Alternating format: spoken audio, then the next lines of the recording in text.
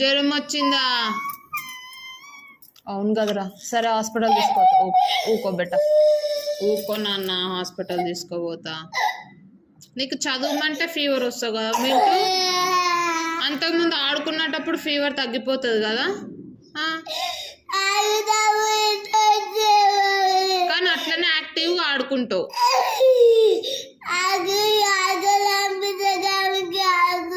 అవునా? మరి చదువుకోబుద్ధి కాదా నాన్న? చదవబుద్ధి అవుతుంది కానీ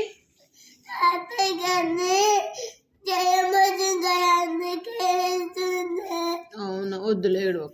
చదువుకున్నాక మెడిసిన్ వేస్తా, తగ్గిపోతుంది. ఓకేనా? Tablet, syrup.